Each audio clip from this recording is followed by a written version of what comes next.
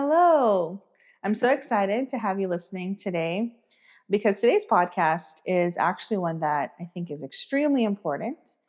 I was asked just a few days ago to speak at a ministry at the University of Houston called Harvest. They're actually an intervarsity group that serves South Asian students on campus. And so, what they had asked me to come speak about was on the topic of dysfunctional families.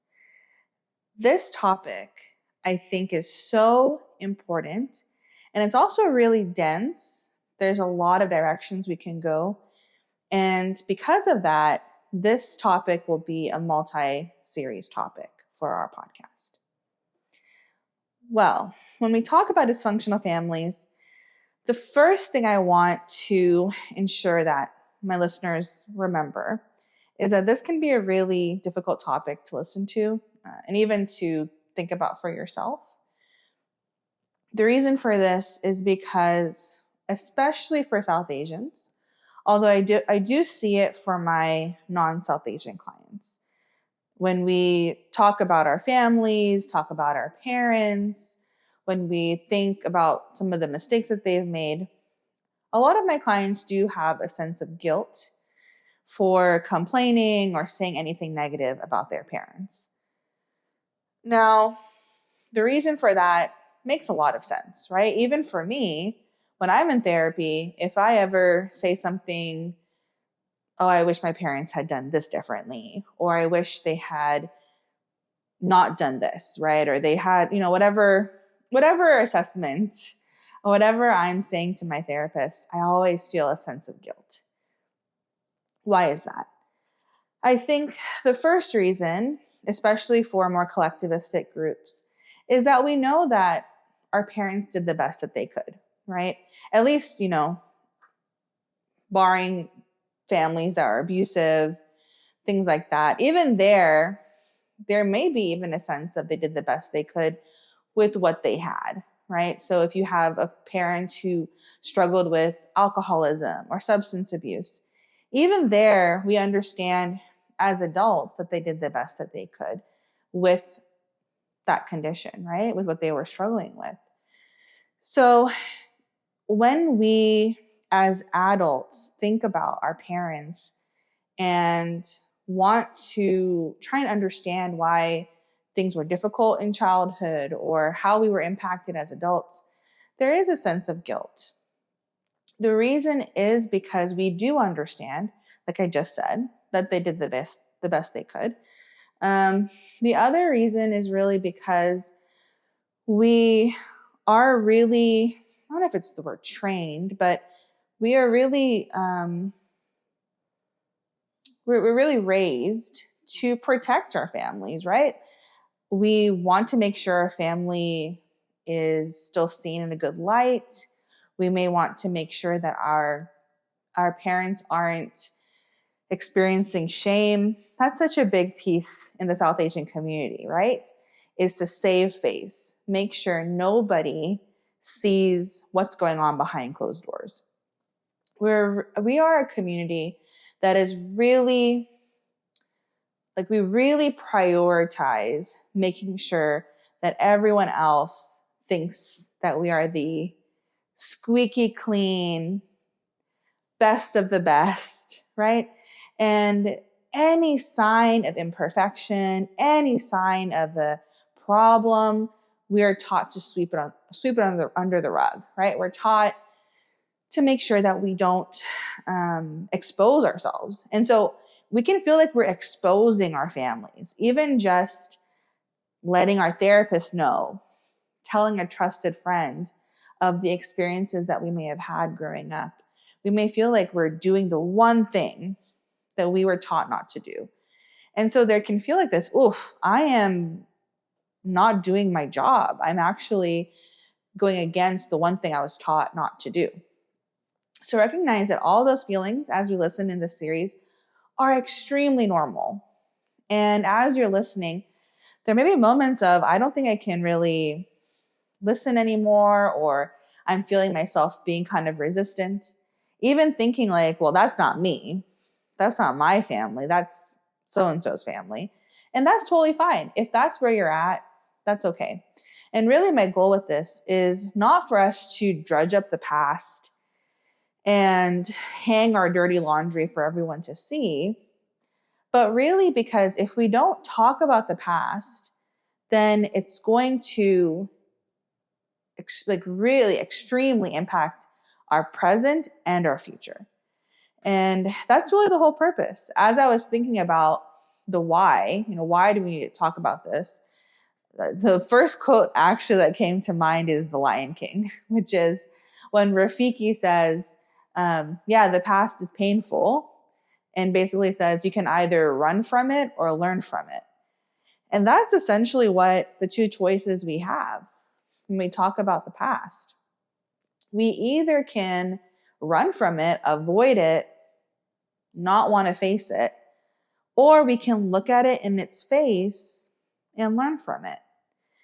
And the reason why running from it is not going to necessarily work is because of another quote that is, those that do not learn from history are doomed to repeat it. And that's essentially really the two choices, is either we're going to run from it and repeat it, or we can learn from it. And that's my goal for you, is not for us to shame our parents or shame our extended family, to look at the past. It's really interesting because I've heard a lot of people have negative comments about therapy because they think all we do in therapy is complain about the past, like bring up, oh, this thing hurt me and that thing hurt me. And it's just like a boohoo party for therapy. And I guess depending on the therapist, maybe some people's experience has been that. But essentially the goal for most therapy, for most theories, is to help us learn and move forward, right? A lot of people are stuck in the past. They're stuck in what happened to them, stuck in what their parents did or didn't do. And there's so much hurt and pain and trauma because we're not talking about these things, because we are refusing to really address them. And so we just keep making the same mistakes. Or if it's not a mistake, we keep living in the past, even if we're not addressing it. So that's really the why. And if you want to learn from what happened to you and be able to not repeat it in your own families, then that's really why I want you to be able to sit, listen, and take in some of this information, because I think it has you have a great opportunity here to really think about what your life could look like, actually being able to heal and move forward. So the first thing when it comes to talking about dysfunctional families is understanding what a healthy family looks like. A very common analogy is talking about how do you know if how do tellers know if a dollar is fake, right? I don't know if you guys have heard this, but it's a pretty common analogy. They can't study all the fake bills, right? Because that would be exhausting. It would be, you could have 1,000 different ways a bill could be fake, right? But you know that a bill is fake by studying what a real one looks like. And if you can study what a real bill looks like, then you can see, oh, this actually is off, and the ink is not as clear, or this word is wrong. So you're able to know when something is wrong by really studying what is right. And that's where I think we should start for today. So what does a healthy family look like? Really, if you think about the word dysfunction, it's the idea that there is a function, but it's not meeting that function. There is a purpose, but it's not meeting its purpose. So families have a purpose. They have a reason why we need them. And when there is dysfunction, we can see the impact on children, on families, on generation after generation after generation. So I have a list here of different healthy qualities of a family. And we're going to go through each one. And what I want you to do is think, is this something my family has had that they've brought to the table? Is this something that they've partially given, maybe inconsistently given? Because one thing that's really hard is when there's inconsistent healthy behavior. Because as a child, is this something I can expect? Is this something I can't? And when something is hard to come by, or sometimes you get it, sometimes you don't, that actually isn't healthy, right? Because if it was healthy, you would know and you would predict, oh, I know that my parents are going to support me, and I don't have to question that support. But it's when we aren't sure that creates doubt, mistrust, and all those sorts of things. So really important for us to ask that as we're listening. Is this consistent support? Is this something I had at all?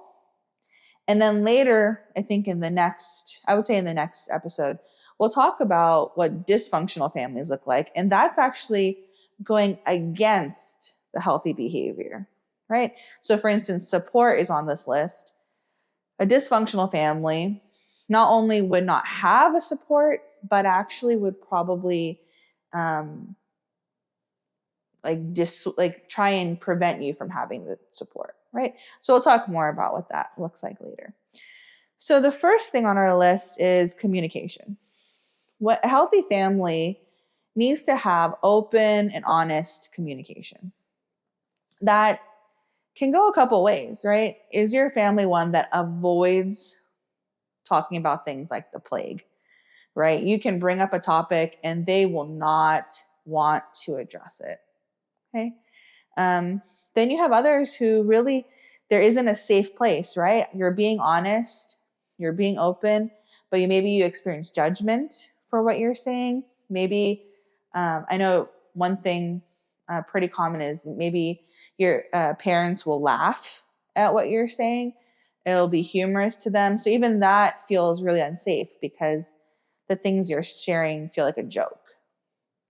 Or even maybe and it's not just parents, it could be siblings, it could be anybody, right?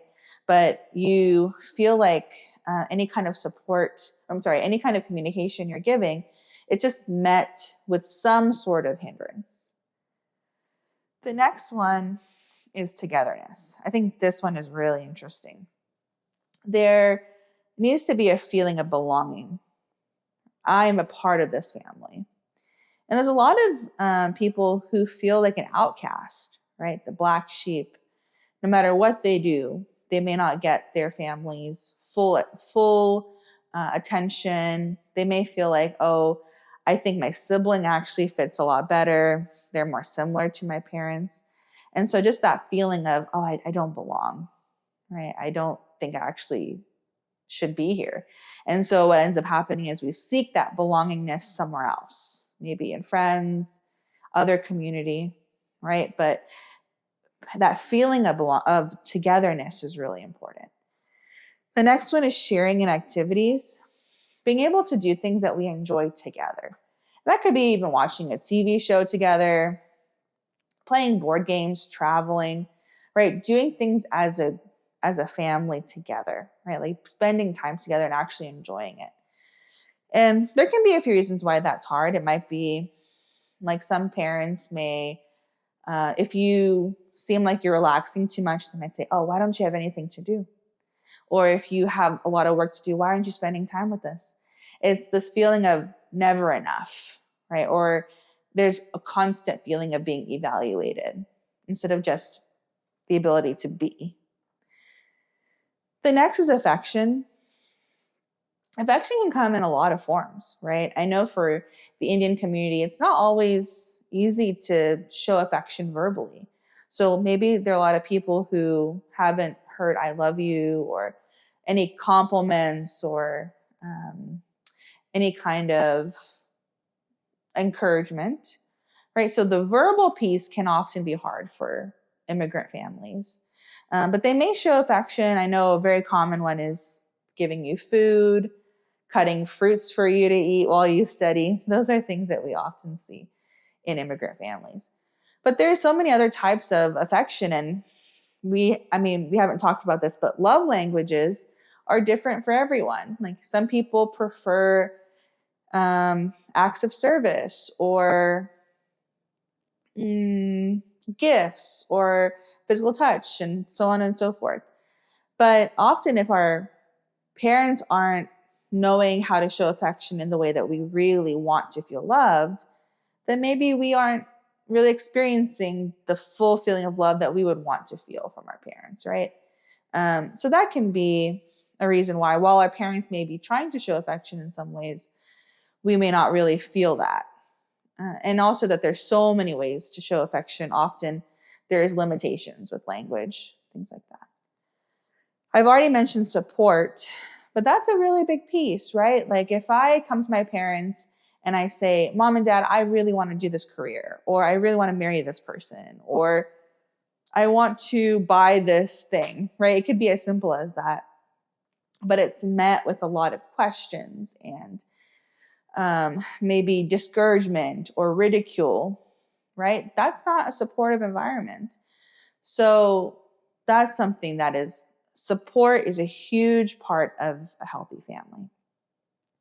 The next is acceptance. So that can kind of go hand in hand with a lot of these, but being able to be understood, respected for who you are as a unique person, right? I think one thing with the South Asian community is that we really like a good cookie cutter person. At least our community does. We like when someone does exactly what we are told we should do.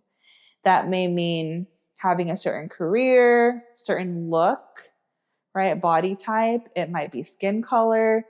It could look like how you talk to people, your interactions. If you're someone that's more introverted, or maybe if you're too extroverted, right? It's this idea of, oh, you're too much, you're not enough, which is why there's so much shame in our community, right? Because shame essentially is saying, I am either too much or I'm not enough.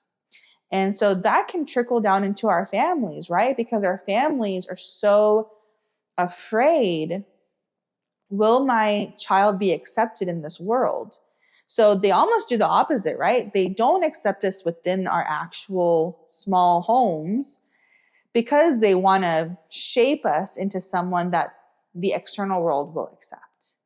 But ultimately, that's not what we need as children, right? We want to be accepted for who we are without question, without any kind of condition, right? Like be accepted wholly for who you are. And if that's not there, that can leave a really big scar. And so that's another important piece is acceptance. Did your parents accept you for all your quirks, all your insecurities? Did you experience that? And just a few more left.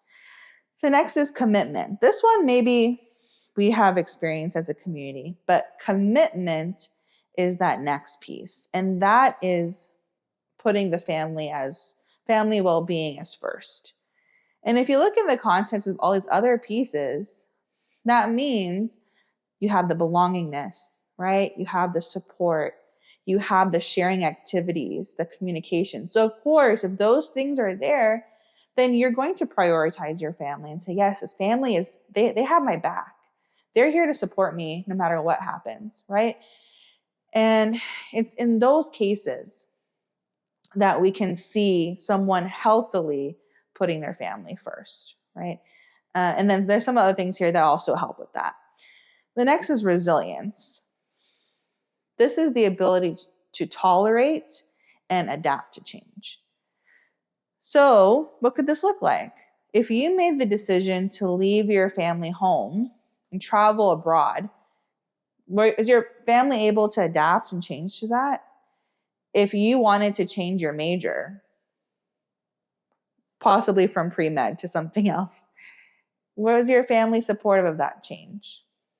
And there's so many examples, but the ability to be flexible and move with whatever the need is, that's really important.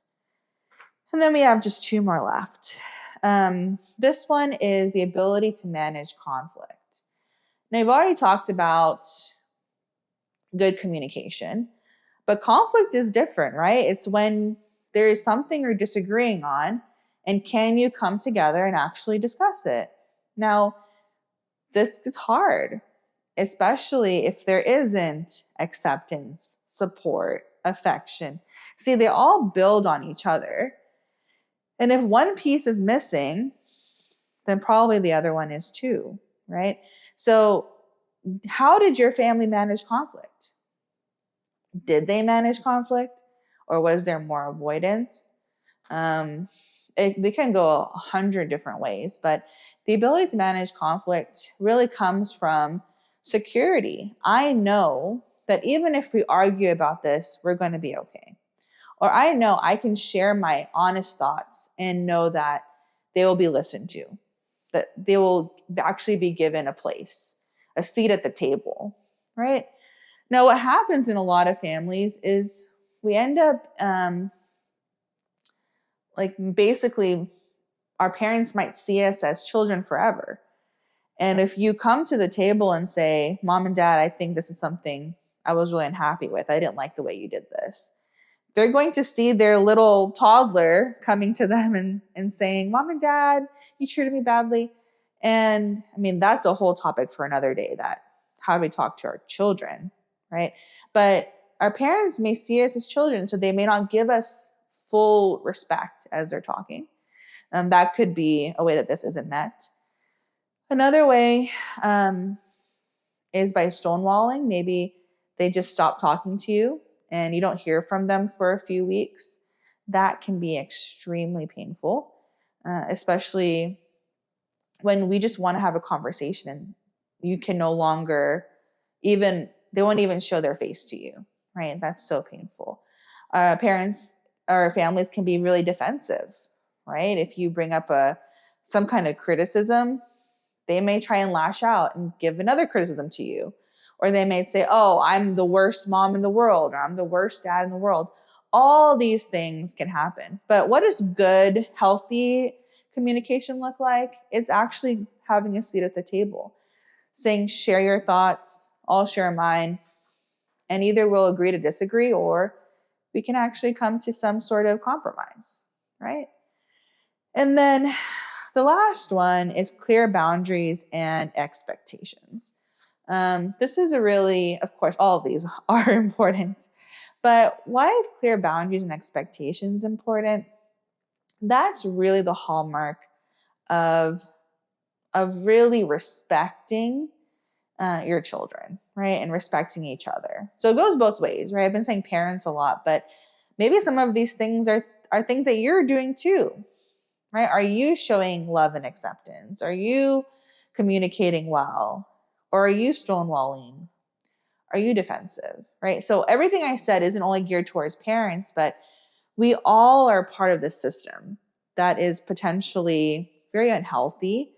And because we're a family is actually more of an organism.